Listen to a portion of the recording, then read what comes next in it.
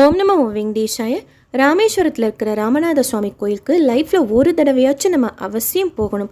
ஏன் நம்ம போகணும், அந்த கோயிலோட முக்கியத்துவம் என்னங்கிறது பற்றின டீட்டெயில் இன்ஃபர்மேஷன் ஆல்ரெடி பார்ட் 1 வீடியோவில் ஷேர் பண்ணிக்கிறேன். அந்த வீடியோட லிங்க் இந்த வீடியோ கமெண்ட் செக்ஷனில் பின் பண்ணுறேன், செக் பண்ணி பாருங்கள். ராமேஸ்வரத்துலேருந்து தனுஷ்கோடி வழியாக அரிச்சல் முனை வரைக்கும் நாம் பார்க்க வேண்டிய முக்கியமான 10 இடங்கள் 3 மணி நேரத்தில் பட்ஜெட் ஃப்ரெண்ட்லி காஸ்ட்டில் போகலாம். இந்த 10 இடங்களுமே ரொம்ப முக்கியமான இடங்கள். ஸ்ரீராமர் வந்து போன இடம், தனுஷ்கோடி அரிச்சல் முனைலாம் ரொம்ப அழகாக இருக்கும் பார்க்கறதுக்கு. அதை பற்றின முக்கியமான இன்ஃபர்மேஷன், அப்துல் கலாம் சாரோட வீடு, எல்லா இன்ஃபர்மேஷனும் சேர்த்து இந்த வீடியோவில் டீட்டெயிலாக ஷேர் பண்ணுறேன். நீங்கள் போகிறதா இருந்தால் உங்களுக்கு யூஸ்ஃபுல்லாகவும் இந்த விஷயங்கள்லாம் தெரிஞ்சுக்கிறதுக்கு இந்த வீடியோ இன்ஃபர்மேட்டிவாகவும் இருக்கும். ராமேஸ்வரம் கிழக்கு கோபுரம் வாசல் கிட்டேயே ஷேர் ஆட்டோ இருக்குது. ஒருத்தருக்கு இப்போதைக்கு 400 rupees சார்ஜ் பண்ணுறாங்க. மினிமம் நம்ம 3 பேராச்சும் போகணும். அதுக்கு மேலே நம்பர் ஆஃப் பீப்புள் ஏற ஏற இந்த 400 ரூபாங்கிறது கம்மியாகும். ஸோ எனக்கு 400 rupees, என்னோடய ஹஸ்பண்ட்க்கு 400 rupees, மொத்தம் 800 ரூபா. இன்னொருத்தவங்க ஒரு 3rd person அவங்களும் ஜாயின் பண்ணிட்டாங்க, 400 ரூபா.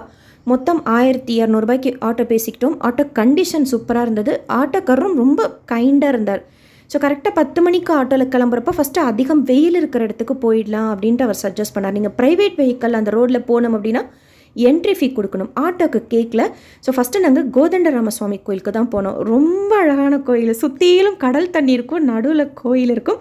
இப்போ ரீசெண்டாக பிரைம் மினிஸ்டர் கூட வந்துட்டு போனாங்க. விபீஷணனுக்கு இருக்கக்கூடிய ஒரே கோயில் இது. அண்ட் ஸ்ரீராமர் விபீஷணருக்கு பட்டாபிஷேகம் செய்து வச்ச கோயில். ராவணனை கொல்றதுக்கு முன்னாடியும் சரி அதுக்கப்புறமும் சரி விபீஷணர் இங்கே வந்து ஸ்ரீராமர் கிட்ட ஆசீர்வாதம் வாங்கியிருக்கார். சின்ன கோயில் தான், ஆனால் ரொம்ப அழகாக இருக்குது கோயில். ஒரு 10-15 படி ஏறி உள்ளே போனோன்னா கர்ப்பகிரகத்துள்ள ராமர், சீதா, லக்ஷ்மணனோட விபீஷணனும் இருப்பார். அவங்கள பார்த்த மாதிரி பரிந்துரை ஆஞ்சநேயர் இருப்பார். ஏன் அவருக்கு பரிந்துரை ஆஞ்சநேயர்னு பெயர் வந்ததுன்னா, ராவணனோட பிரதர் தான் விபீஷணர். அவரை நம்பாதீங்கன்னு சொல்லிட்டு வானரப்படைகள்லாம் சொல்கிறப்போ ஆஞ்சநேயர் தான் ஸ்ரீராமன் கிட்ட சொல்கிறார், விபீஷணன் அப்படி இல்லை அப்படின்னு சொல்லிட்டு. அவருக்கு பரிந்துரை செய்யறதுனால இவர் பரிந்துரை ஆஞ்சநேயர். அண்ட் இங்கே வந்து இவரை கும்புறதுனால நம்மளோட வேண்டுதல்களும் ஸ்ரீராமர்கிட்ட பரிந்துரை செய்வார் அப்படிங்கிறது ஒரு நம்பிக்கை இருக்குது. ஸ்ரீ ராமானுஜரும் இருக்கார் கோயில் உள்ளேயே. தரிசனம் முடிச்சுட்டு அந்த கோயிலுக்கு ஆப்போசிட்டில் பார்த்தீங்கன்னா இந்த சிவலிங்கம் இருக்குது, சண்டிகேஸ்வர் இருக்கார். அவருக்கு பக்கத்துலேயே ஒரு கல் இருக்குது, மிதக்கும் கல்னு சொல்லிட்டு ஒன்று கொடுக்குறாங்க. அது தலையில் நம்ம வச்சுக்கிட்டு அகெயின் அந்த தொட்டியில் போடலாம். நம்மளை ப்ளஸ் பண்ணுறாங்க. ஒரு 10 rupees போல் சார்ஜ் பண்ணுறாங்க. ரொம்ப சீனிக் வியூ இந்த கோயிலே. ஆக்சுவலாக ரொம்ப நல்லாயிருக்கும். அங்கேருந்து கிளம்பி டைரெக்டாக தனுஷ்கோடியில் இறங்காமல் அரிச்சல் முனைக்கு வந்துட்டோம். இதுதான் எண்டு பாயிண்ட். அந்த சைடு பே ஆஃப் பெங்கால், இந்த சைடு இந்தியன் ஓஷன். அண்ட் இதெல்லாம் தாண்டி ராமர் சேது பாலம் இங்கே இருக்குது. 2 கடல்களும் இங்கே சங்கமிக்கிறதுனால இங்கே வந்து திதி கொடுத்தா இன்னும் அதோட பலன் அதிகமாக இருக்கும்னு சொல்லிட்டு இங்கே வந்து ஒரு சிலர் திதி கொடுக்குறாங்க. ஆப்போசிட்டில் அந்த மணல் திட்டு, மொத்தம் 13 மணல் திட்டை தாண்டினா ஸ்ரீலங்கா. இதுக்கு அடியில் தான் ராமர் சேது பாலம் இருக்குது. ஆக்சுவலாக தனுஷ்கோடி தாண்டி தான் அரிச்சல் முனை வரும். தனுஷ்கோடி கிட்ட நம்ம வர்றப்போ வெல்கம் டு ஸ்ரீலங்கான்னு சொல்லிட்டு ஏர்டெல்லேருந்து SMS வருது. நம்ம எப்படா ஸ்ரீலங்காவுக்கு வந்தோம் அப்படின்ட்டு ஒரே ஷாக்கிங்காக இருந்தது. ரொம்ப ரொம்ப அழகான பிளேஸ் இது. அந்த கடல் கலரே பார்த்திங்கன்னா டிஃப்ரெண்ட்டாக இருக்கும். ஒரு சைடு ரைட் சைடில் பார்த்திங்கன்னா டார்க்கு ப்ளூவாக இருக்கும், லெஃப்ட் சைடில் பார்த்திங்கன்னா ஒரு மாதிரி லைட்டு ப்ளூவாக இருக்கும். அந்த காம்பவுண்டு வாலை தாண்டி நான் வந்தேன். என்னையும் தாண்டி கீழே நிறைய பேர் காலில் தண்ணி படுற மாதிரிலாம் இறங்கினாங்க. Beautiful place. ஒரு பக்கம் அயோத்தியாவில் இருந்துக்கும் போது ஒரு ஃபீல் இருந்தது, இங்கெல்லாம் ராமர் போயிருப்பாரு, அங்கெல்லாம் நடந்து போயிருப்பாரு அப்படின்னு சொல்லிட்டு அந்த ஃபீல் இங்கே இருந்தது. ஏன் அப்படின்னா இங்கேருந்து ஸ்ரீராமர் சொல்லி ஆஞ்சநேயர் தலைமையில் அவரோட வானர கூட்டங்கள்லாம் சேர்ந்து ராமர் சேது பாலம் அமைச்சு தான் இலங்கைக்கு போய் சீதாதேவி தாயாரை மீட்டுட்டு வந்திருக்கிறாங்க. ஸோ ஸ்ரீராமர், ஆஞ்சநேயர் எல்லாருமா சேர்ந்து இந்த பாலத்தை கடந்து போயிருக்கிறாங்க. அந்த இடத்துல நம்ம இருக்கோம் அப்படிங்கிற ஒரு ஃபீல் சூப்பராக இருக்கும். ஆடம்ஸ் பிரிட்ஜுன்ட்டு இதை சொல்லுவாங்க. லெஃப்ட் சைடு எல்லாம் இறங்கி குளிக்கிறாங்க, ஏன்னா ரொம்ப ஆழம் இருக்காது. பிறகு அலை கூட இல்லை, அமைதியாக இருக்குது. ரைட் சைடு கொஞ்சம் அலை இருக்குது, அதெல்லாம் யாரும் இறங்கவும் இல்லை அந்த சைடு. டெஃபினட்டாக மஸ்ட்டு விசிட் பிளேஸ் இது. சாயந்தரம் 5 மணியோட இந்த ரோடே க்ளோஸ் பண்ணிவிடுவாங்க. ஸோ நீங்கள் அதுக்கு முன்னாடி இங்கே வந்துட்டு போயிடணும். ரொம்ப அழகான ஆன்மீகம் சம்மந்தப்பட்ட இடமும் கூட இது. சின்ன சின்ன கடைகள் இருக்குது, சங்கில் செய்த திங்ஸ் எல்லாம் சேல்ஸ் பண்ணுறாங்க. அண்ட் ஃப்ரூட்ஸ் எல்லாம் சாப்பிட்றதுக்கு விற்கிறாங்க. ரொம்ப அழகான இடம். அரிச்சல் முனைக்கு அப்புறம் எகெயின் ரிட்டனில் சேம் ரோட்லேயே நம்ம ரிட்டன் வந்துட்டு தனுஷ்கோடியில் இறங்கிட்டோம். இங்கே லைட் ஹவுஸ் இருக்குது. 10 ரூபாய் பே பண்ணிவிட்டு நம்ம லிஃப்ட்டில் மேலே போய் சுற்றிலும் இருக்கிற அழகை சூப்பராக என்ஜாய் பண்ணி பார்க்கலாம். தனுஷ்கோடியில் இருக்குது இந்த லைட் ஹவுஸ்.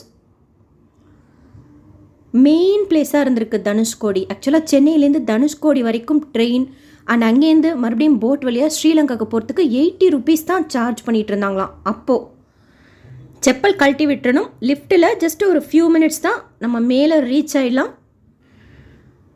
இங்கேருந்து அரிச்சல் முனை பார்க்கறதுக்கும் சரி, அதை தாண்டி இருக்கிற அந்த மணல் திட்டை பார்க்கறதுக்கும் சரி, லெஃப்ட் சைடு ரைட் சைடில் இருக்கிற 2 ஓஷனை பார்க்கறதுக்கும் சரி, தனுஷ்கோடியை பார்க்கறதுக்கும் சரி அத்தனை அழகாக இருக்கும். ஆனால் மனசில் ஒரு வலி இருக்கும்.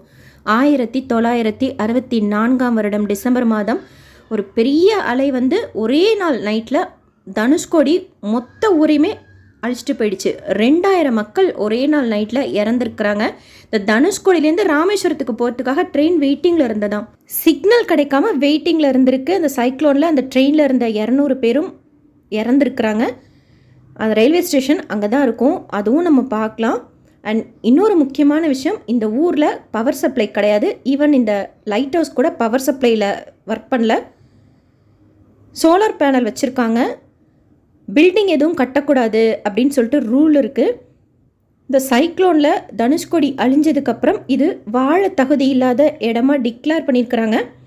அதுக்கப்புறமா எல்லாருமே அவங்கவுங்க சொந்த ஊருக்கு போகணும்னு சொல்லிட்டு போராடி ஒரு சில குடும்பங்கள் மட்டும் இங்கே வந்து வசிச்சிட்ருக்குறாங்க. இவங்க வீடே பார்க்கறதுக்கு ரொம்ப அழகாக டிஃப்ரெண்ட்டாக ஆல்மோஸ்ட் ஒரே மாதிரி இருந்தது. ஒரு மாதிரி சுற்றிலும் வேலி போட்ட மாதிரி நடுப்புற ஒரு குடிசை வீடு ரொம்ப அழகாக இருந்தது. ஃபிஷர்மேன் மட்டும்தான் இங்கே இருக்கிறதா சொல்கிறாங்க. கோஸ்ட் சிட்டி அப்படின்ட்டுலாம் சொன்னாங்க ஒரு காலத்தில் இந்த தனுஷ்கோடியை. பட் இப்போது ரோடெல்லாம் போட்டு நல்லா பண்ணியிருக்கிறாங்க. ரொம்ப நல்லாயிருக்கும் தனுஷ்கோடி. இங்கேருந்து தான் எப்படி சீத்தையை மீட்கிறது அப்படின்னு சொல்லிட்டுலாம் ராமர் ஹனுமரோட பேசிக்கிட்டதா அப்படின்ட்டுலாம் சொல்கிறாங்க. தனுஷ்கோடி இந்த இடம் ஃபுல்லாக தனுஷ்கோடி. சர்ச் இருக்குது, ராமர் கோயில் இருக்குது, ஹாஸ்பிட்டல் இருக்குது, ஸ்கூல் இருக்குது. எல்லாம் உடஞ்சி வீணாக போன மாதிரி இருக்குது கிட்ட போய் பார்க்குறப்போ. அண்ட் மேலேருந்து பார்க்குறப்போ கூட நல்லா வியூ தெரியும். ஸோ ஓரளவுக்கு ஒரு 5 to 10 மினிட்ஸ் ஸ்பெண்ட் பண்ணிவிட்டு நம்ம இறங்கிடணும். ஏன்னா அடுத்தடுத்து வந்துக்கிட்டே இருப்பாங்க. ஓவர்லோட் ஆகக்கூடாதுன்னு சொல்லிட்டு அவங்களே சொல்லுவாங்க, 5 மினிட்ஸ் பார்த்துட்டிங்கன்னா கிளம்புங்க அப்படின்னு சொல்லிட்டு. அகெயின் அங்கேருந்து இறங்கி ஆப்போசிட்டில் க்ராஸ் பண்ணால் எக்ஸாக்ட் தனுஷ்கோடி. இது சர்ச். இது நாங்கள் ரொம்ப உள்ளே போகல, ஏன்னா செம்ம வெயிலாக இருந்தது. இங்கே இருந்து ஓரளவுக்கு அங்கே இன்ஃபர்மேஷன்லாம் கேட்டு தெரிஞ்சுக்கிட்டேன். சங்கினால் செய்யக்கூடிய திங்ஸ் எல்லாம் இங்கே விற்கிறாங்க. இளநீ கடை இருக்குது. நிறைய ஹிஸ்ட்ரி சொன்னாங்க. ஒரு சிலதெல்லாம் கேட்குறதுக்கே ரொம்ப பெயின்ஃபுல்லாக இருந்தது. ஒரே நாள் நைட்டு தான் நான் ஃபுல்லாக வாஷ் அவுட் ஆகிடுச்சு சைக்ளோனில். அந்த சைடு ஆப்போசிட் சைடில் பார்த்தா அந்த ரயில்வே ஸ்டேஷன் இருந்ததுக்கு உண்டான அந்த இதெல்லாம் இருக்கும் பார்க்குறதுக்கு. ஸோ அங்கே பார்த்துட்டு கிளம்பி அப்துல் கலாம் ஐயா அவங்க வீட்டுக்கு வந்தோம். இது அவங்க வீடு. கீழ் வீட்டில் சாரோட பிரதர் இருக்காங்க. மொபைல் வச்சுக்கலாம், ஆனால் யூஸ் பண்ணக்கூடாது ஸ்ட்ரிக்டாக. ஃபஸ்ட்டு ஃப்ளோரில் சார் சம்மந்தப்பட்ட எல்லா இன்ஃபர்மேஷனும் வச்சுருக்காங்க. அண்ட் சார் வாங்கின பத்மபூஷன், பத்ம விபூஷன், பாரத ரத்னா அந்த அவார்ட்லாம் நம்ம அவ்வளோ கிட்டக்க எப்போ பார்க்க போகிறோம்? பட் டிவியில் பார்த்துருப்போம். இவ்வளோ கிட்டக்க நம்ம பார்த்தது நல்லா இருந்தது. அந்த ஏசியில் ஃபுல்லாக அந்த மியூசியம் சார் சம்மந்தப்பட்ட எல்லா விஷயமும் வச்சுருக்குறாங்க. செகண்ட் ஃப்ளோரில் சாரோட பிரதர் ஷாப் வச்சுருக்குறாங்க. நிறைய ஐட்டம்ஸ் சேல்ஸ் பண்ணுறாங்க. ஸோ இங்கே பார்த்துட்டு கீழே இறங்கிட்டு போகிற வழியிலேயே சார் படித்த ஸ்கூல் இருக்குது. அங்கே முடிச்சுட்டு இந்த கோயில் ஸ்ரீராமர் பாதம். எப்படி சீதாதேவியை மீட்கிறது அப்படின்னு சொல்லிட்டு ஆஞ்சநேயரோட அப்போது மலை மேலே இந்த இடத்துல நின்று தான் ஸ்ரீராமர் எப்படி போகிறது அப்படிங்கிறத ஆலோசனை நடத்தினாராம். ஆஞ்சநேயர் இங்கே வந்து ரெஸ்ட் எடுத்ததாகவும் சொல்கிறாங்க. இந்த இடத்துல இங்கேருந்து ராமேஸ்வரம் கோயில் பார்க்கலாம். இந்த வியூவும் ரொம்ப அழகாக இருக்கும். நினச்சி பாருங்கள், ஏதோ ஒரு காலத்தில் ராமர் ஆஞ்சநேயர்லாம் நின்ன இடத்துல நாமளும் நிற்கிறோம் அப்படின்னு நினைக்கிறப்போ அவ்வளோ நல்லாயிருக்கும். அண்ட் அங்கே ராமர் பாதம் இருக்குது. அதெல்லாம் வீடியோ எடுக்கிறதுக்கு அலோடு கிடையாது. ஒரு 25 படி ஏறி போகணும். அங்கே கும்பிட்டுட்டு அகெயின் இந்த கோயில் ராமர் கோயில். இங்கே ராமர் தீர்த்தம் இருக்குது. இங்கே ராமர் இந்த தீர்த்தத்தில் குளித்ததாக சொல்கிறாங்க. ஸோ அவரோட கோயிலும் இருக்குது. கிருஷ்ணர் கோயிலும் பக்கத்தில் இருக்குது. அது க்ளோஸ்டாக இருந்தது. ராமர் கோயில் மட்டும் ஓப்பனாக இருந்தது. இதுதான் ராமர் தீர்த்தம். இந்த கோயிலும் ரொம்ப அழகாக இருந்தது. ஸ்ரீராமரோட ஜாதகம் முன்னாடியே போட்டிருக்காங்க. ராம சீதா லக்ஷ்மணர் இருக்காங்க. அண்ட் அந்த நாகர் சிலையெல்லாம் நிறைய வச்சுருந்தாங்க. ஸோ அங்கே பார்த்துட்டு அடுத்தது இது பஞ்சமுக ஆஞ்சநேயர் கோயில். இந்த கோயிலுமே டிஃப்ரெண்ட்டாக இருந்தது. சுயம்பு ஆஞ்சநேயரும் இங்கே இருக்கார். பஞ்சமுக ஆஞ்சநேயர் சுயம்பு கிடையாது. ஸோ அங்கே பார்த்துட்டு துளசிதாசர் ஜீவசமாதி அடைஞ்ச இடமும் அதுதான். அதுக்கு ஆப்போசிட்டில் இது நடராஜர் கோயில். இந்த கோயிலும் சூப்பராக இருந்தது. அடுத்து இங்கேருந்து லக்ஷ்மண தீர்த்தம் போனோம். லிங்கம் பிரதிஷ்டை பண்ணி லக்ஷ்மண் வழிபட்டதுனால அந்த சிவலிங்கத்துக்கு லக்ஷ்மணேஸ்வரர் அப்படிங்கிறது பேர். இதுதான் லக்ஷ்மண தீர்த்தம். இங்கேயும் கும்பிட்டுட்டு அவ்வளோதான், முடிஞ்சிருச்சு. ஸோ கோதண்டராம சுவாமி கோயில், அரிச்சல் முனை, தனுஷ்கோடி லைட் ஹவுஸ், தனுஷ்கோடி, ஸ்ரீராமர் பாதம், ராமர் தீர்த்தம், லக்ஷ்மண தீர்த்தம், பஞ்சமுக ஆஞ்சநேயர் கோயில், நடராஜர் கோயில், கிருஷ்ணன் கோயில், மொத்தம் 10 இடங்கள். 3 மணி நேரம் கரெக்டாக 1 மணிக்கு மறுபடியும் கோயில்கிட்டே வந்து இறங்கிட்டோம், ராமேஸ்வரம் கோயில்கிட்ட. இன்னொரு இடம் வில்லுண்டி தீர்த்தம்னு சொல்லிட்டுருக்கு. ஒரு 100 rupees எக்ஸ்ட்ரா கொடுத்தா கூட்டிகிட்டு போயிட்டு வந்திருப்பாரு. பட் எங்கள் கூட வந்த இன்னொருத்தர் நான் ஊருக்கு போகணும் அப்படின்னு சொல்லிட்டாரு. அண்ட் இந்த 10 பிளேஸில் அது உங்களுக்கு இன்க்ளூடட் கிடையாது. ஸ்ரீராமர் சீதாதேவி தாயாருக்காக கடலில் தீர்த்தம் வரவழைச்சிருக்கார். குடிக்கிறதுக்கு அத்தனை நல்லா இருக்குமா. ஈவன் அந்த அரிச்சல் முனையில் கூட சரி, தனுஷ்கோடிலையும் சரி, 2 சைடு கடலாகவே இருந்தாலுமே கிணத்துலேருந்து வர்ற தண்ணி அவ்வளோ சூப்பராக இருக்குமா, டேஸ்ட்டாக இருக்குமா. ஸோ அந்த வில்லுண்டி தீர்த்தம் நாங்கள் போகல, அது இதில் இன்க்ளூடட் கிடையாது 10 பிளேஸில். அப்துல் கலாம் சாரோட மணிமண்டபம் மாதிரி ஒன்று இருக்குது, அதுவும் நாங்கள் போகல. பஸ்ஸில் வரும்போது நான் ரிட்டனில் பார்த்தேன், அதுவும் இந்த ஆட்டோ ட்ரிப்பில் இன்க்ளூடட் கிடையாது. ரிட்டன் வந்து இறக்கி விட்றப்போ நம்ம ராமர் போன இடத்துக்கெல்லாம் போயிருக்கோம் அப்படிங்கிற ஒரு திருப்தி இருக்கும். அண்ட் அந்த சீனிக் வியூ எல்லாம் மறக்கவே மறக்காது. அத்தனை ஒரு மைண்டில் ஹாப்பினஸ் இருக்கும். ஸோ 3 ஹவர்ஸில் 400 rupeesக்கு ஆட்டோவில் போயிட்டு வர்றது ரொம்ப வர்த்தாக இருந்தது. அண்ட் ஆட்டோ டிரைவர் கூட ஃபோர்ஸ் பண்ணலை, சீக்கிரம் வாங்க, அவசரப்படுத்தலை. நாங்கள் ஓரளவுக்கு அட்ஜஸ்ட் பண்ணிக்கிட்டு சீக்கிரமாக தான் வந்தோம். பட் அவர் ஃபோர்ஸ் பண்ணவே இல்லை. ஆக்சுவலாக கேட்டார், ஏன் இவ்வளோ சீக்கிரம் திரும்பி வந்துடுறீங்க அப்படின்னு சொல்லிட்டு. ஹவர்ஸ் கணக்கு கிடையாது, பட் 3 hours போதும் இந்த இடங்கள்லாம் பார்க்குறதுக்கு. மிஸ் பண்ணாமல் போயிட்டு வாங்க. நீங்கள் ஈவன் ஓன் வெஹிக்கலில் போனாலும் சரி, ஈவினிங் 5 மணியோட அந்த ரோட் க்ளோஸ் பண்ணிடுவாங்க, என்ட்ரி கிடையாது. அண்டு மழை ரொம்ப வர்ற மாதிரி இருந்தால் கூட அந்த ரோட் அலோடு கிடையாது. நிறைய இன்ஃபர்மேஷன் இருக்குது ஷேர் பண்ணுறதுக்கு, பட் ரொம்ப லென்த்தியாக போகும் இந்த வீடியோ. நீங்கள் போனீங்கன்னா ஆட்டோக்காரரே எல்லா இன்ஃபர்மேஷனும் சொல்லிடுறார் அந்த இடத்த பற்றி. ஸோ போயிட்டு வாங்க மிஸ் பண்ணாமல். ராமேஸ்வரம் போனால் காலையில் தரிசனமெல்லாம் முடிக்கிறதுக்கு ஒரு 2-3 hours ஆகும். அண்ட் இந்த ட்ரிப் போயிட்டு வரதுக்கு ஒரு 3 hours ஆகும்.